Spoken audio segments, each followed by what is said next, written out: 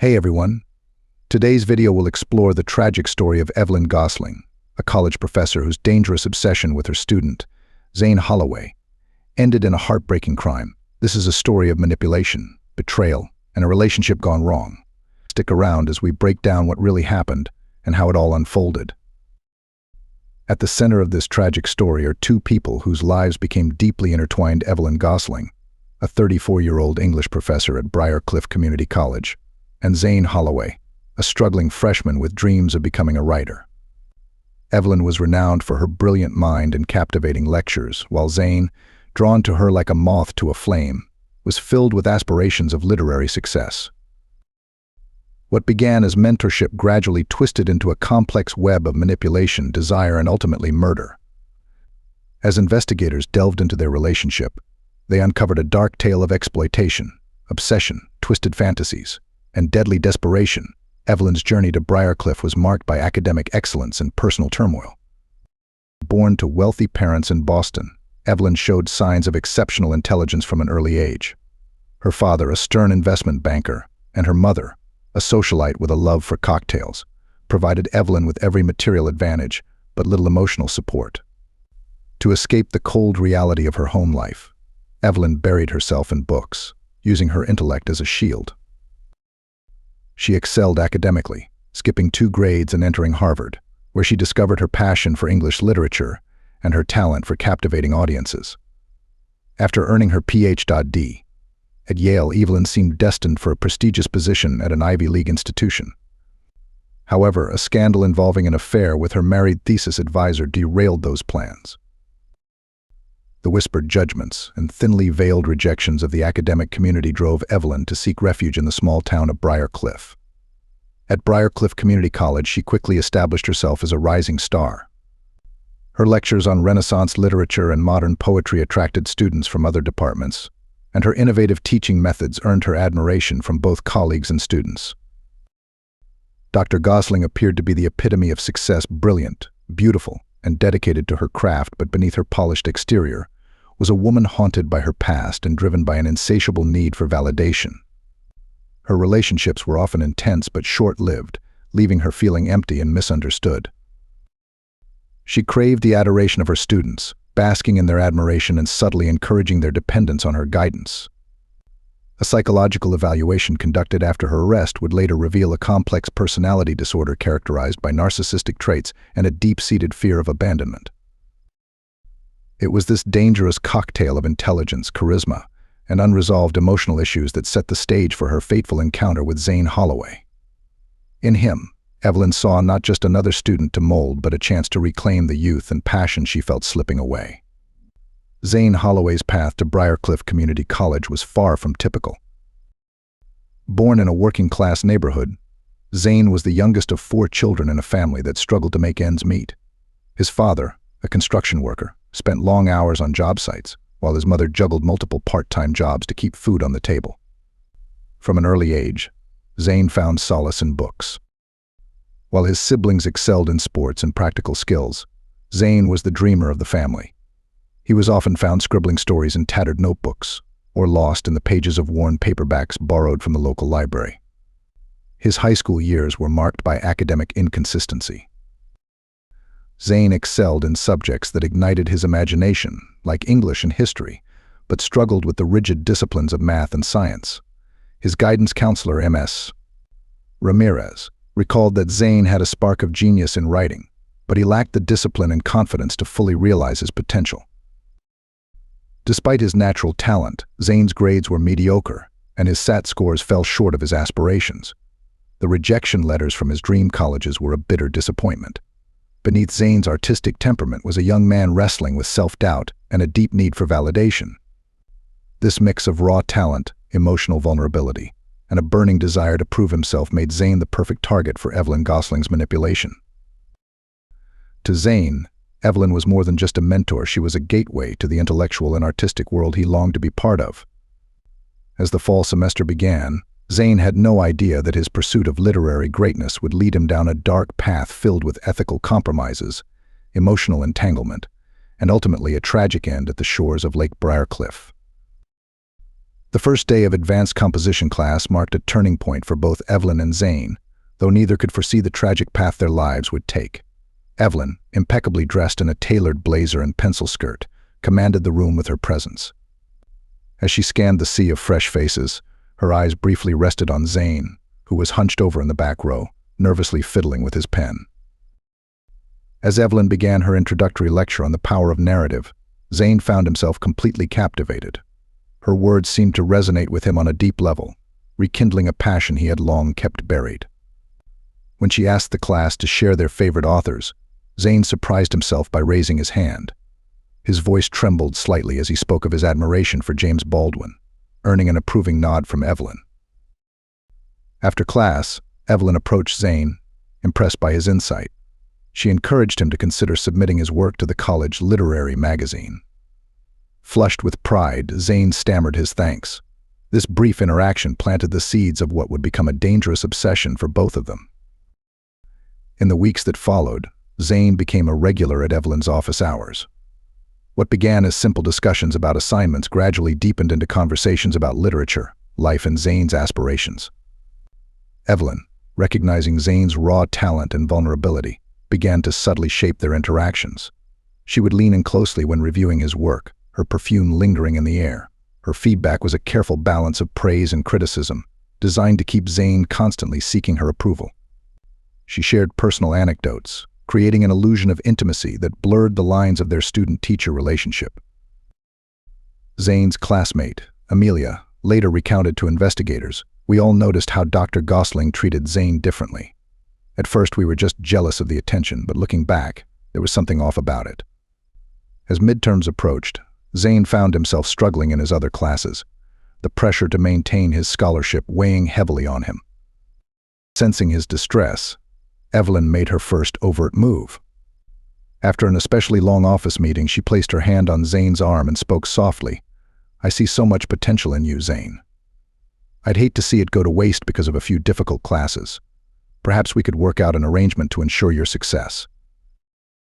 Naive and desperate to prove himself, Zane failed to recognize the dangerous territory he was entering. He interpreted Evelyn's offer as a lifeline, a chance to focus on his true passion, without the fear of losing his scholarship. As autumn painted the Briarcliff campus in shades of gold and red, Evelyn and Zane's relationship deepened. She began inviting him to exclusive literary events, introducing him to her colleagues as a promising protege. Zane, intoxicated by this new world of intellectual stimulation and perceived belonging, started to rely on Evelyn for more than just academic guidance. Evelyn, for her part, reveled in Zane's growing dependence. She carefully orchestrated each interaction to strengthen his emotional attachment while maintaining plausible deniability. To her colleagues, she appeared to be merely nurturing a gifted student. But to Zane, Evelyn had become the center of his world. By the time the fall semester was drawing to a close, the lines between mentor and student had become irrevocably blurred. Zane's writing, once rich with diverse influences, began to echo Evelyn's style and preferences. His social circle dwindled, as more and more of his time was consumed by extra study sessions with Dr. Gosling. Neither Zane nor Evelyn fully grasped the dangerous web they were weaving. As winter break approached, their relationship teetered on the edge of a precipice, poised to plunge into depths from which there would be no return. The winter break marked a critical turning point. With the campus largely deserted, they were drawn into a vortex of intensifying emotions and blurred boundaries. Under the guise of providing additional mentorship, Evelyn invited Zane to her off-campus apartment to discuss his final paper for her class. The evening started innocently enough, with Evelyn serving tea while she and Zane engaged in a lively debate about postmodern literature. But as the night wore on and their inhibitions faded, the atmosphere subtly shifted. Evelyn, her voice now a hushed whisper, began sharing personal stories of her struggles as a young academic. She portrayed herself as a misunderstood genius, persecuted by envious colleagues and trapped within the rigid confines of academia. Zane, already captivated by Evelyn's intellect, found himself drawn even deeper into her world. He saw in her a kindred spirit, someone who truly understood the struggles of an artist. When Evelyn's hand brushed against his, the electricity between them was undeniable. What happened next became a central issue in the later investigation. Evelyn claimed that Zane initiated the kiss, overwhelmed by youthful passion. Zane, however, insisted in his final statement that Evelyn had orchestrated the entire evening to lead to this moment, regardless of who made the first move. That night marked the beginning of a physical relationship with devastating consequences. As the new semester began, Evelyn and Zane's clandestine affair intensified. Secret meetings in her office evolved into long weekends at secluded bed and breakfasts. Evelyn lavished Zane with gifts, rare books, expensive pens, and even a new laptop to replace his outdated one. She presented each gift as an investment in his future as a writer, further tightening her hold on him. Zane's grades, which had been mediocre in his other classes, suddenly improved dramatically. Evelyn used her influence to sway other professors, portraying Zane as a misunderstood genius who simply needed the right guidance. She assured him that, with her help, he could secure a place in a prestigious MFA program, bypassing the usual requirements. But as Zane's dependence on Evelyn grew, so did his anxiety. The initial thrill of their forbidden romance began to give way to guilt and fear of being discovered. His writing, once vibrant and original, became a mere echo of Evelyn's style. His few remaining friends noticed his increasing isolation and erratic behavior. Sensing Zane's unease, Evelyn tightened her grip even further. She alternated between lavish praise and cutting criticism, keeping Zane in a constant state of emotional turmoil. She convinced him that their relationship was unique, a meeting of twin souls that the outside world could never understand. In a particularly chilling move, Evelyn began to hint that Zane's success was entirely dependent on her fate. During one tense encounter in her office, she casually remarked, "It would be a shame if the ethics board were to investigate the sudden improvement in your grades. They might get the wrong idea about how you've been earning them." The implied threat was unmistakable. Trapped between his ambition and an overwhelming sense of moral unease, Zane began to withdraw into himself.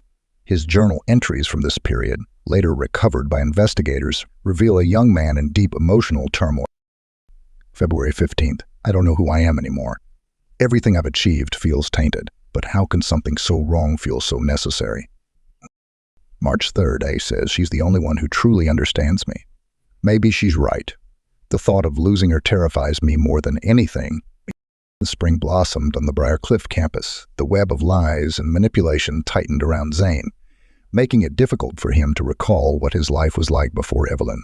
His family, alarmed by his increasingly infrequent calls, planned a surprise visit. Evelyn, paranoid about being discovered, forced Zane to reject them, causing a painful rift. During this time, Zane began to confide in his roommate, Trevor. Though Zane didn't fully disclose the extent of his relationship with Evelyn, he shared enough for Trevor to become deeply concerned. Trevor's worried glances and pointed questions about Zane's relationship with Dr. Gosling would later prove to be the thread that unraveled the entire sordid affair. As the semester drew to a close, the pressure on both Evelyn and Zane reached a boiling point. Their relationship, built on manipulation and false promises, was beginning to crack under the weight of its own contradictions. Neither could have predicted the violent climax that awaited them, a tragic end to a romance that should never have begun. The catalyst for the impending tragedy came in the form of a seemingly innocuous email. Dr. Fiona Sullivan, the Dean of Liberal Arts, reached out to Evelyn about Zane's remarkable academic turnaround, expressing interest in featuring him in the college newsletter. For Evelyn, this well-intentioned inquiry set off alarm bells. The thought of increased scrutiny on Zane's achievements filled her with dread. In a panic, Evelyn summoned Zane to her office after hours. The tension was palpable as she paced the room, outlining the danger they were in. Zane, already worn down by months of emotional manipulation, felt his last remnants of self-worth crumbling. In this charged atmosphere, Zane finally found the courage to confront the reality of their situation. His voice barely above a whisper, he said, "This isn't right, Evelyn. What we're doing is destroying me." Evelyn's reaction was swift and brutal. Her nurturing facade shattered, revealing the ruthless manipulator beneath. She reminded Zane of everything she had done for him, how his success was entirely due to her influence. In a chilling moment, she sneered, "Do you really think you'd be anything without me? You're nothing but a small-town boy with delusions of grandeur. I made you." For the first time, Zane saw the toxic nature of their relationship with startling clarity. Anger and self-preservation surged within him, fueling a confrontation that had been building for months. Zane shot back. "This ends now. I'm going to tell the dean everything." The color drained from Evelyn's face as her carefully constructed world teetered on the edge of collapse. In a desperate bid to regain control, she switched between threats and pleas, reminding Zane of the devastating consequences they would both face if the truth came out. But something had changed in Zane.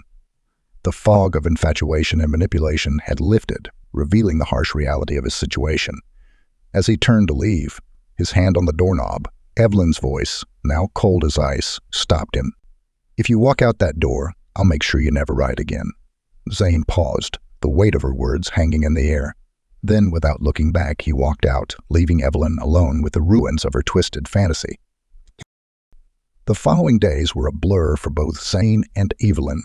Empowered by his decision, Zane confided the full extent of the affair to his roommate Trevor. Together, they decided to approach Dean Sullivan with the truth. Evelyn, meanwhile, spiraled into panic. She alternated between desperate attempts to contact Zane and frantic efforts to cover her tracks. She deleted emails, shredded documents, and called in favors from colleagues to vouch for her character. As Zane prepared to meet with the dean, a sense of unease lingered. Evelyn's threats echoed in his mind, but he was determined to reclaim his life and integrity. Little did he know that Evelyn, driven to the brink by the imminent exposure of her crimes, was formulating a desperate and deadly plan to silence him forever. On the night of the murder, Zane Holloway left the library just after midnight, his mind preoccupied with the meeting he had scheduled with Dean Sullivan the following morning. As he walked along the deserted path that bordered the lake, he failed to notice the figure emerging from the shadows behind him. Evelyn Gosling had spent the day in a state of frenzied planning, her rational mind overwhelmed by a toxic mix of fear, rage, and desperation.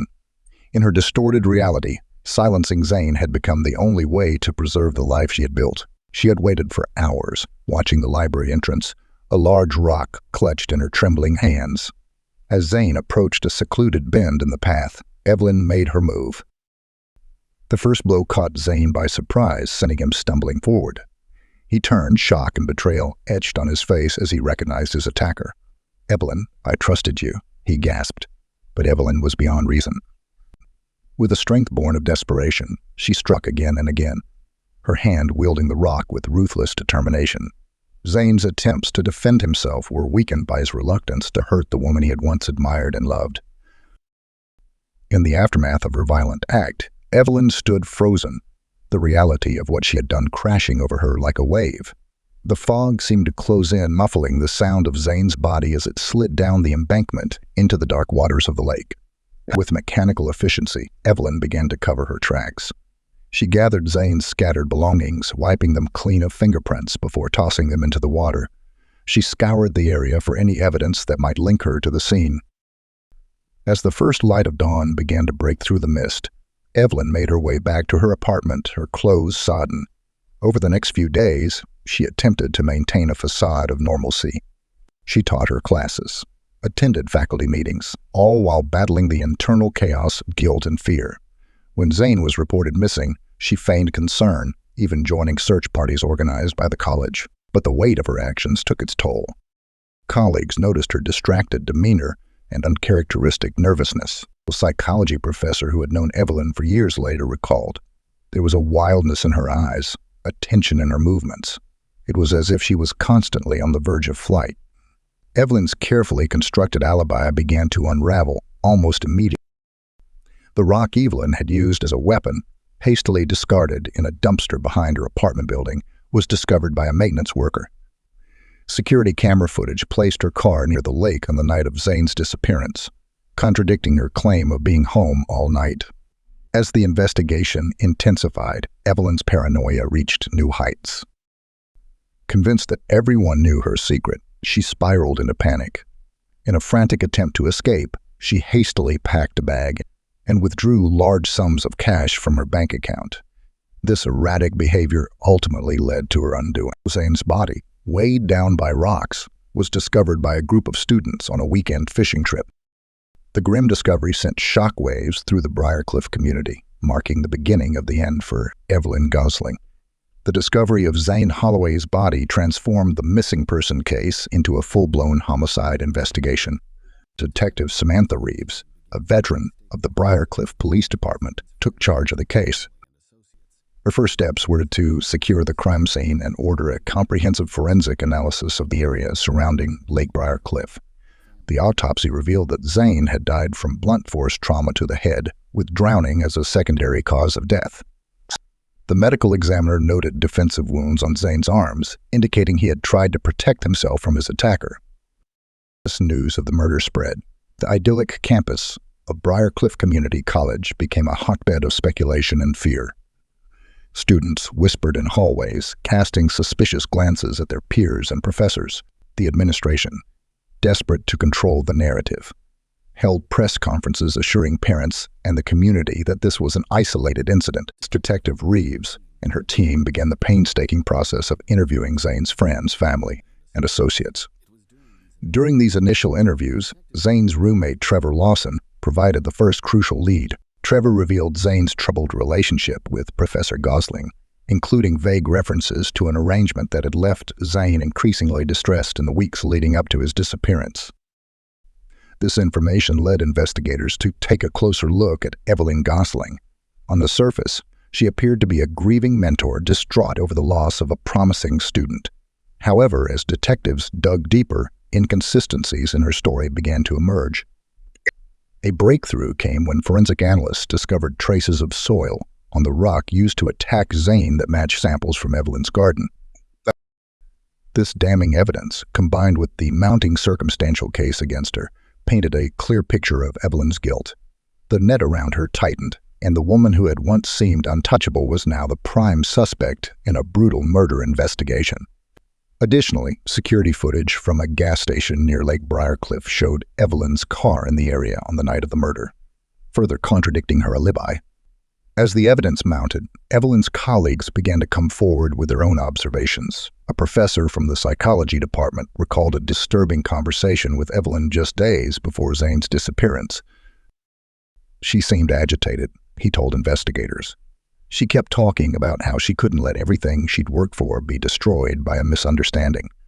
The investigation took another turn when detectives uncovered a series of emails between Evelyn and Zane. Although carefully worded, the subtext of these messages hinted at an inappropriate relationship. Its specialists recovered deleted drafts of emails from Evelyn's college account that were far more explicit, detailing her manipulation of Zane and her fears of exposure. The search of Evelyn's apartment yielded even more damning evidence. Hidden in a locked drawer, detectives found Zane's journal, which detailed the evolution of their relationship and his growing desire to end it. With a wealth of physical evidence and witness testimony, the district attorney's office felt confident in charging Evelyn Gosling with first-degree murder. The arrest sent shockwaves through the community, shattering the image of a brilliant, dedicated professor and exposing the dark underbelly of power dynamics in academia. As Evelyn was led away in handcuffs, the true scope of her deception began to unravel, leaving the Briarcliff community to grapple with the question of how such a predator had hidden in plain sight for so long. Over the next several hours, Evelyn's full confession emerged, painting a disturbing picture of manipulation, abuse of power, and ultimately, murder. She spoke of her initial attraction to Zane's talent and vulnerability, and how easy it had been to shape him to her will. Her voice filled with bitterness as she recounted Zane's decision to expose their relationship, describing it as a betrayal that left her no option but to silence him permanently. The trial of Evelyn Gosling was brief but intense. The prosecution presented a mountain of evidence, from forensic analysis to Evelyn's own confession, despite a vigorous defense that attempted to paint her as a victim of her own mental illness. The jury took only 6 hours to return a guilty verdict on all counts. The judge, her voice heavy with the weight of the moment, sentenced Evelyn to life in prison without the possibility of parole. In the aftermath of the trial, significant changes were implemented at Briarcliff Community College. The administration introduced strict new guidelines governing faculty-student interactions, and mandatory training on recognizing and reporting inappropriate behavior was instituted. As Briarcliff slowly began to heal, the tragedy left an indelible mark on the community. The shores of Lake Briarcliff, once a place of tranquility and reflection, now stood as a somber reminder of the darkness that can lurk behind even the most respectable facades, and the tragic consequences when trust is abused and power is unchecked.